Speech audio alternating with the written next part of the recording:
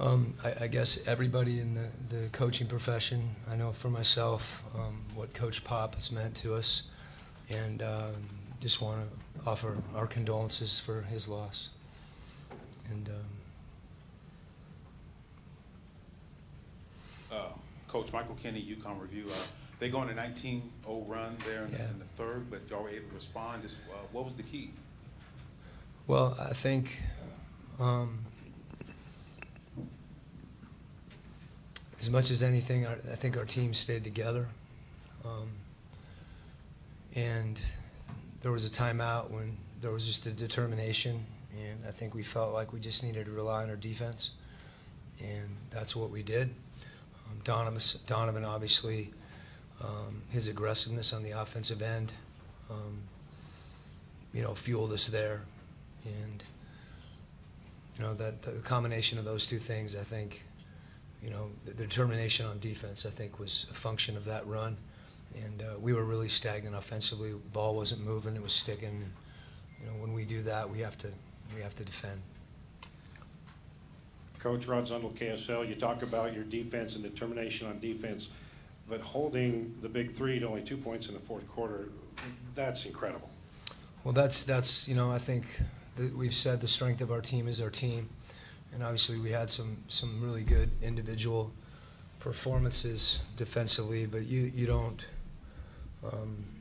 that doesn't happen unless collectively you're connected and you're defending as a unit. So obviously those guys, Carmelo had a stretch in the first half and early second where he was really hard to guard. They can do that. And game one, was a different story. And,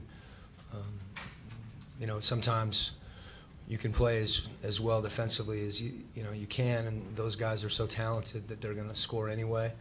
And tonight we were fortunate that some of the shots that they were hitting in game one or earlier, weren't going in, and we were getting the rebound.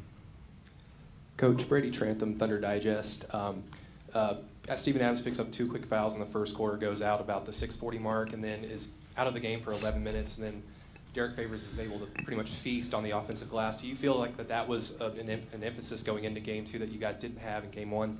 Well, Rudy was in foul trouble too, so that those things happen in the game, and Jay Crowder picked up 3 fouls in the first half. So I think, regardless of who's on the floor, we have to defend. Rudy obviously anchors us, and I thought we felt like Derek offensively was really good in game 1, and he was really good on the offensive glass, especially during that stretch. And a couple times he had it, and he was going up strong. He was just relentless.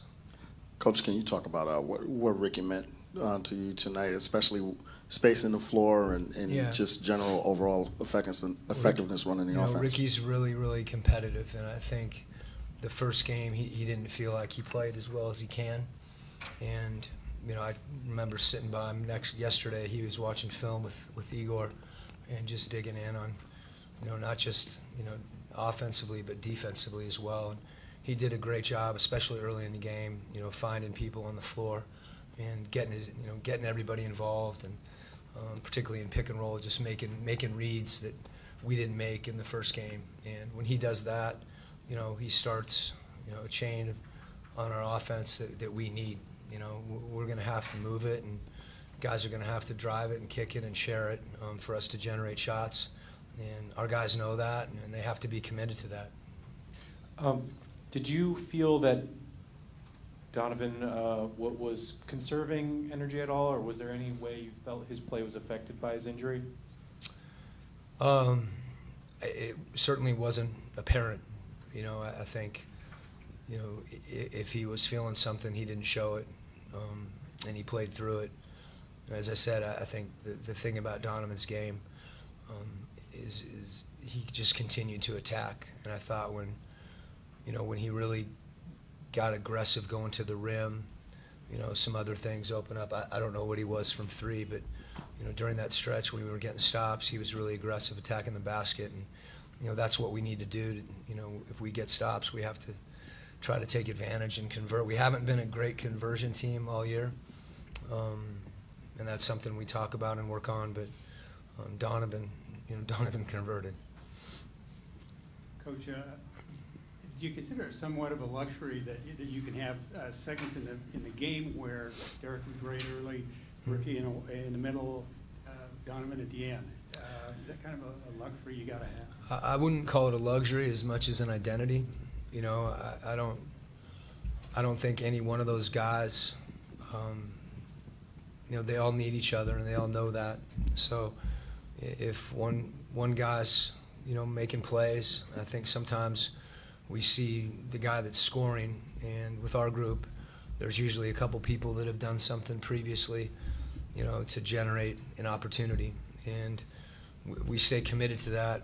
It's not easy because, you know, everybody's got to be unselfish and be willing to attack on their teammate for their teammate, and you know that's been the balance we've had this year, and I think our guys identify with it. Okay. Last question. Just Rudy making those free throws. He struggled in the last couple games. Mhm. What would you feel when you saw him step to the line? I was glad he got to the line, you know, because either meant he went strong to the basket and got fouled, or he got a defensive rebound. And you know, Rudy believes in himself. We believe in him. You know, it wasn't long ago that, you know, people were fouling him at the end of the game to put him on the line, and he's probably upset right now that he didn't make more of them. I think, you know, when he gets it down there, and we come away with one of two or whatever. I mean, he takes great pride in that. He works on it, and I think our whole team, you know, has confidence in him when he steps to the line. Thanks, Coach. Okay.